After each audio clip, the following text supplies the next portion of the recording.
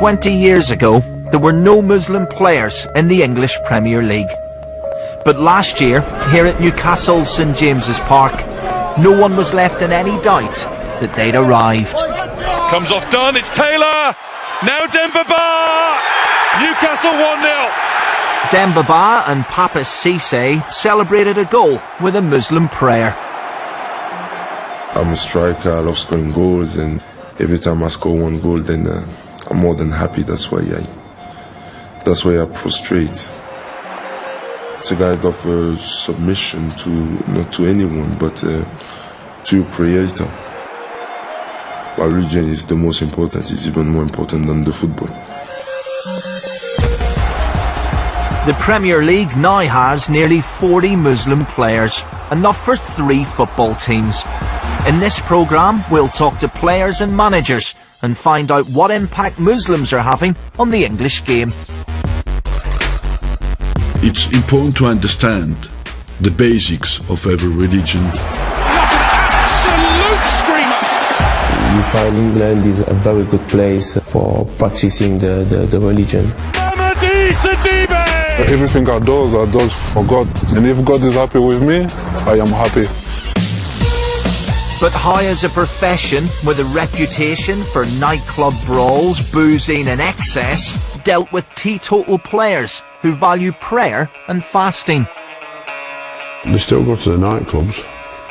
Don't worry about that. And we'll find out what inspired 40,000 Newcastle fans to start chanting about Ramadan. To have a chant like that in the corner at Newcastle United has got to be acceptance. And follow Wigan Athletic goalkeeper Ali Al-Habsi as his team triumphs in the FA Cup. When it comes to Islam, some might say British society needs positive messages of integration more than ever. Could English football offer up a surprising model for the future?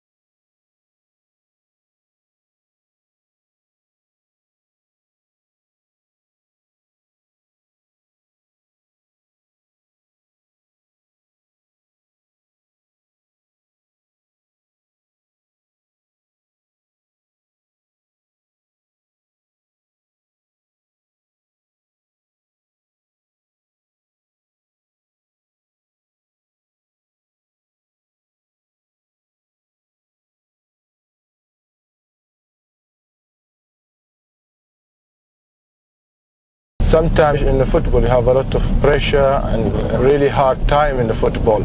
But when you are Muslim, when you believe in your faith, I think everything happens because with a reason. When I left Oman 11 years ago, I was a fireman, and today I reach the highest level in the football and the most stronger league in the world. And this is one of my dreams. You know, when you have a sort of life like this, you have to thank God.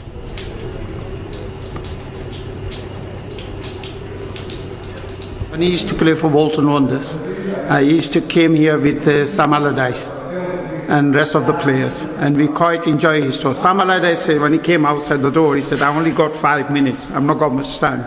And you have a guess what time he left? After 1.5 hours. Some players take a huge amount of time before a game, praying to their particular God. They will won't go out on the pitch without going and doing some of the certain routines that they do, and they feel that God in their religion plays a huge part in how they perform on the field. When I start praying before the game, everyone respect what I do, and this is great. And they ask me a lot of questions, and I feel very happy to have more questions about Islam and about religion. We are sometimes curious to know how it works, because it's different. It's just different with the other religions, especially for the Muslims. They have a lot of different things than the Catholics. So it's always interesting to ask them and why they do it. I think the average professional in a Premier League dressing room knows far more about Islam than the person on the street. So actually, Islamophobia, you know, is an issue, but I think it's more an issue in English society than in English football. When it comes to accepting Islam, Premier League players are ahead of the game. But have the clubs adapted to Muslim players? Here at Liverpool's training ground, team doctor Zafar Iqbal looks after the physical well-being of some of the Premier League's biggest stars. As all the players know that I'm Muslim, and they'll joke about it. And so for me, you know, I'd much prefer that, and that they at least understand of what my way of living is, and it's not hidden. The club itself have catered and been very accommodating. So for example, in the canteen, the chicken is all halal, and so the rest of the players, it doesn't really make a difference for them. I'm not asking for any preferential treatment. All it is just a little bit of awareness. You've got to be aware of it, making sure you've got a prayer room, making sure you've got halal meat if you need it for the lads who, you know, have to have that type of food, and that's always very, very important for you to make sure everybody's integrated into the club. We let everybody free to pray when he wants, but of course it cannot be in the middle of a training session, for example. It cannot be in the middle of a game. For the rest, everybody's free to believe what he wants and have a religion he wants. We respect that. It's quite simple. Clubs have realised that players, staff are important assets, and if you can get them on side, then you've got a better chance of them working harder for you. Come on, speed on the pass. Keeping players on side, always a good idea. However, the business side of the Premier League can pose challenges for Muslims.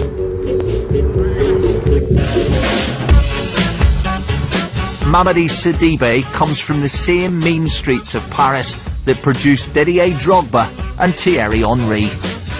My first goal in Premier League and our first win in the Premier League, so it was a throw-in from Rory Delap in front of the box.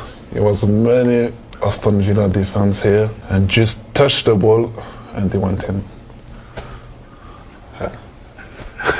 Let's see that for real, shall we? It's Delap. Up went Larson to try to clear. Mamadi Sidibe. It's Big Mama. But Mamadi's commitment to Islam means there are some dressing room rituals, like gambling, that he has to pass on. Gamble, I never gamble in my religion is forbidden. I can't gamble. Some's gonna make money, but I think you lose more money than anything else, and that's bring more problem into your family, and I can't live without gambling. But for Muslim players who wear their faith on their sleeve, wearing a betting company's logo on their shirt can be uncomfortable. I think that's usually out of the hands of the Muslim. Although he's not allowed to obviously gamble, I think that's something which is definitely, you know, out of the way and something that you cannot affect really. We are players, and all these things is coming for the football club. It's not about, we can't do about it anything, because only just to go there, we do our job. But one thing Muslim players can control is how they use their wealth. Arsenal player Abu Diaby has his own charity and supports other good causes like this one in London. 14. 14? You 14, you? You sure? We live in a society, and if you like, you know, there is a lot of everybody are different, but the difference here has to bring people together. And I mean, by doing charity activities to help people, I think is a very good thing to live together. Thank you. One question: when you're going to sign for Tottenham Hotspur? It's a good one.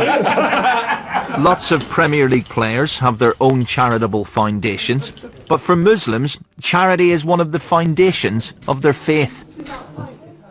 When you become famous and you got the money, you know what you have to do, because as a Muslim, you have to give 2.5% of your money away, like every year. So does he give away 2.5%? Yeah, I'm a Muslim, I have to. 2.5% off the pitch, 110% on it. Back in Wigan, Ali Al-Habsi has helped his team get through to their first ever FA Cup final. As the squad heads down to Wembley for the big match, some unlikely Wigan fans have already arrived. It's a beautiful set, you know. Imagine when it's full. This is the Omani FA. They've flown over to support Ali Al-Habsi as he's the captain of their national team. Because of Ali Al-Habsi, every single person in Oman will be following this game and hoping that Wigan will win this game. In recent years, Wigan may have been one of the smallest clubs in the Premier League, but they now have a massive following in the Middle East. Wigan have got a quarter of their population coming, 23,000 tickets they've done. And the town only has a population of 80,000 people. Probably about 15,000 Omanis as well. Wembley hasn't seen that many Omanis since the 1996 final, when the Liverpool squad wore those awful white suits. Oh no, those were Armanis. The game here tomorrow is sponsored by a beer company. The English game has a love affair with booze, yet for Muslims, alcohol is forbidden. As a Muslim, we don't drink alcohol because of the fact that the effects it can have on the body.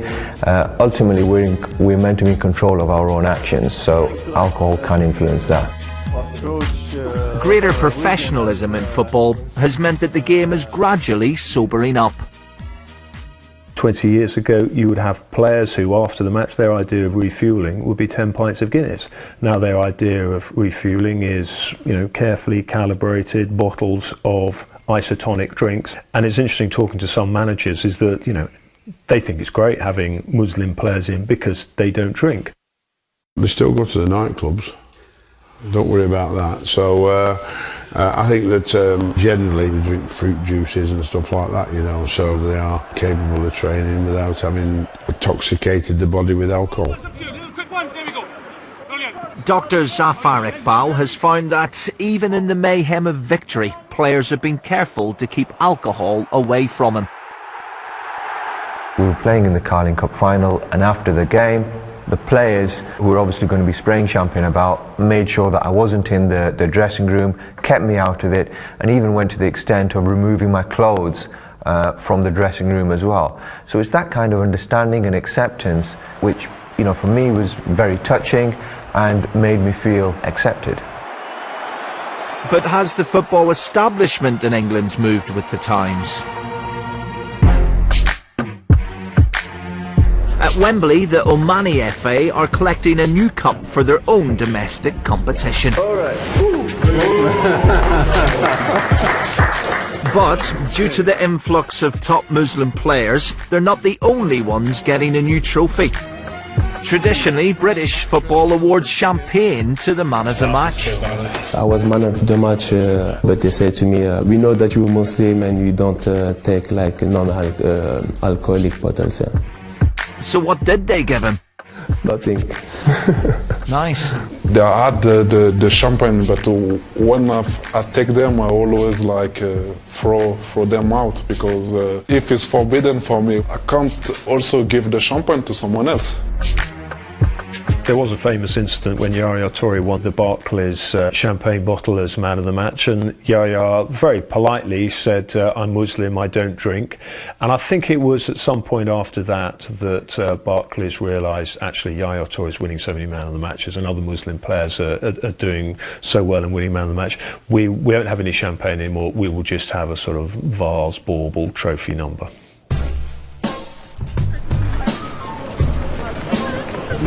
It's the day of the FA Cup final between Wigan and Man City. Wigan are massive underdogs. Fans arriving at the stadium have come more in hope than expectation. We love Ali! We love him! We love him! We love him! He's a Wigan! Yeah! Come on, Wigan! Yeah, he prays at the start of each game. As a Wigan fan, everybody's sort of looking to the sky anyway to try and keep out the goals. He's a good player. He's got potential. He's got potential for the near future. So We've got 100% faith in him. The guys are God. Meanwhile, on the M6, a bus is bringing the family and friends of Wigan goalkeeper Ali Al-Habsi. It seems that even in Oman, the British summer is notorious.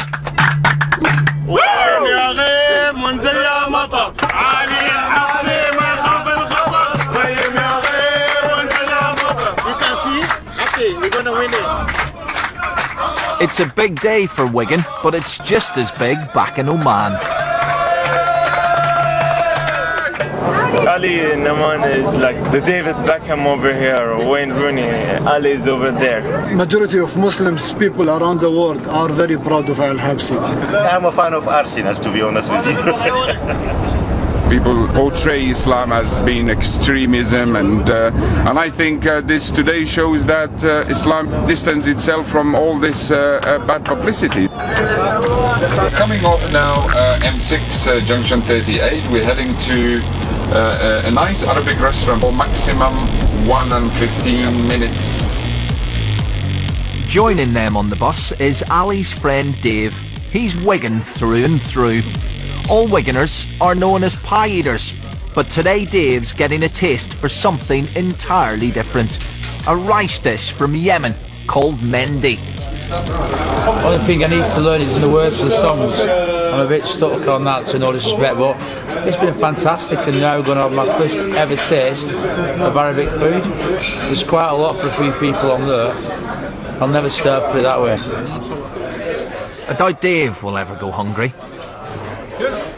But for Muslim players, food is at the centre of a conflict between their football and their faith. Ramadan. It's a 30-day period that can come at any time of the year and any time of the season. Well, guys, let's pray.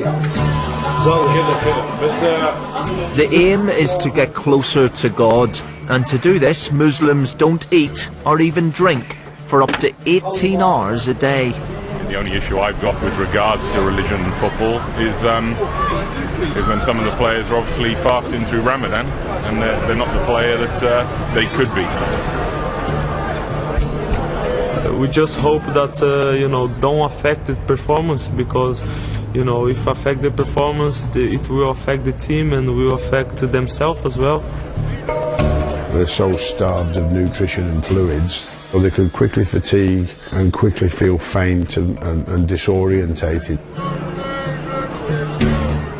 You don't want to upset your manager or your team or your club, and also God is another side.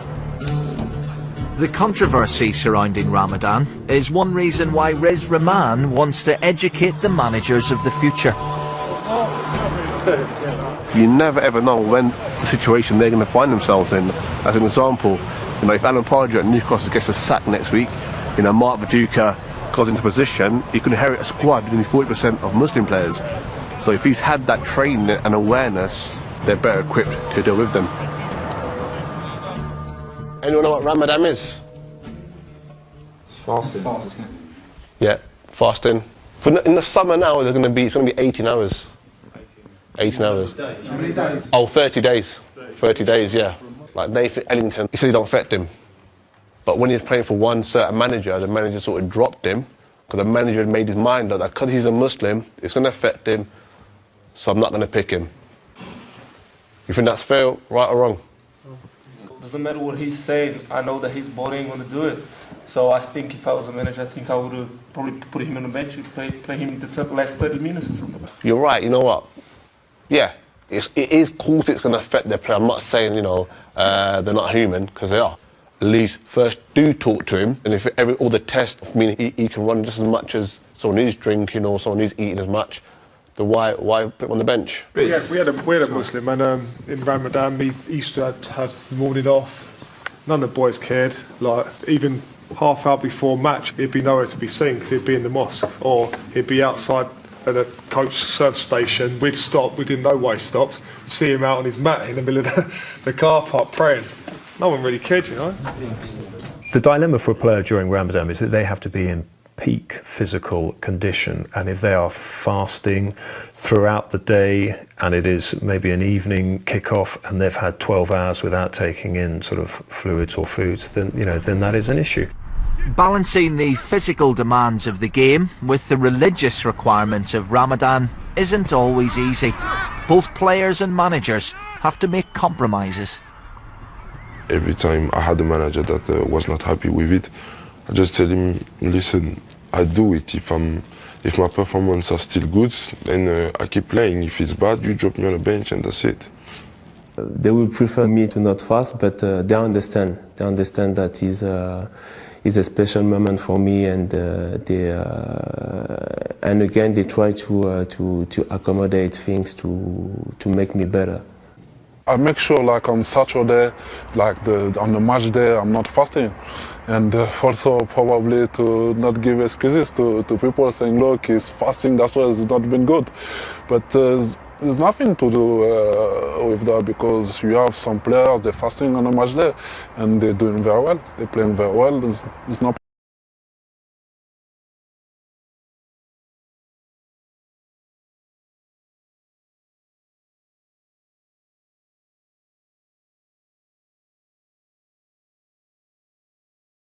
Of goals put a spotlight on his fasting. People say it's because of Ramadan. I just said because of, getting a new team and stuff like this. And I start scoring goals just after Ramadan. So players, supporters, fans in England are very, very good at finding songs. Newcastle fans affectionately reworked the Depeche Mode song Just Can't Get Enough into a jubilant chant.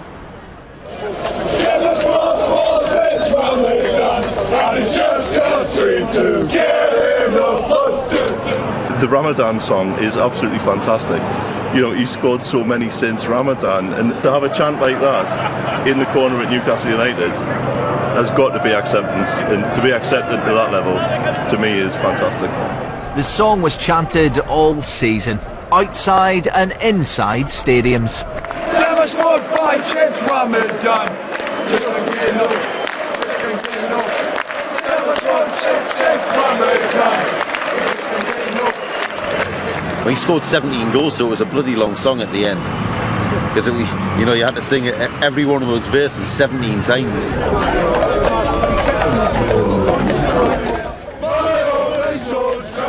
Back at Wembley, the mist may not have descended, but the heavens have opened.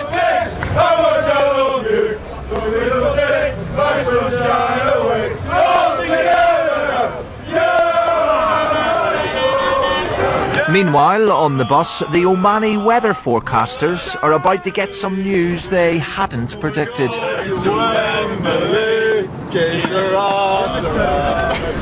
Alcaraz has played. Is it nets? You're joking. He's on bench. Ali's not been chosen to play. He'll sit on the bench as a substitute.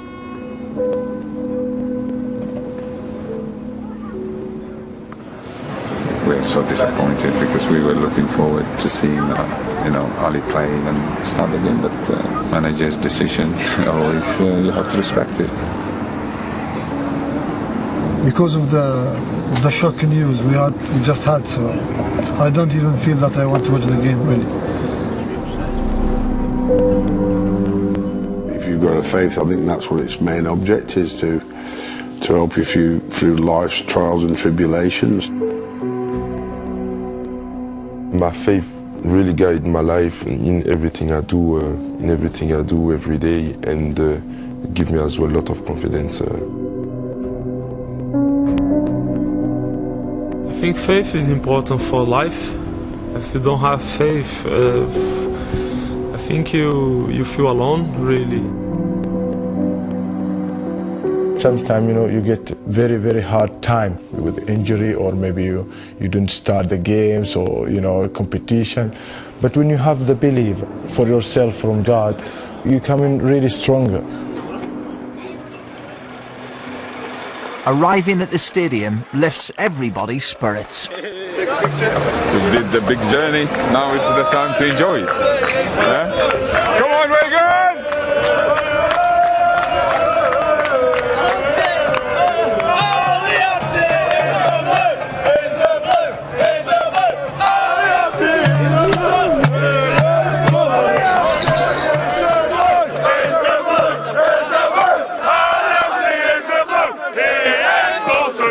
Well, I think we live in a multicultural society, full stop today. Like, you know, I mean, I think, you know, while you'll never get rid of some of the problems that occur, I think that generally in football, you know, we're all blessed to be footballers and we're all blessed to be together.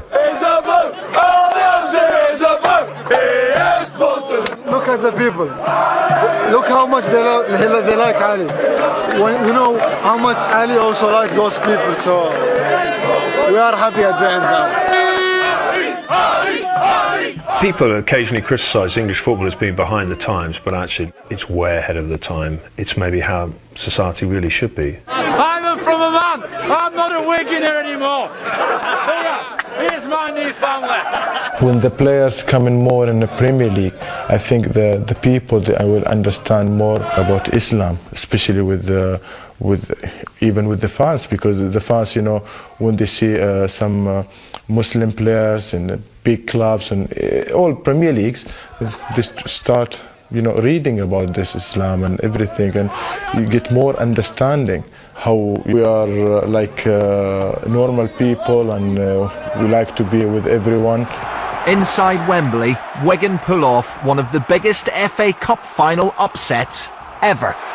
Added time, 3 minutes. Maloney with the corner in towards Watson! There is a new name on the old trophy, and that name is Wigan Athletic.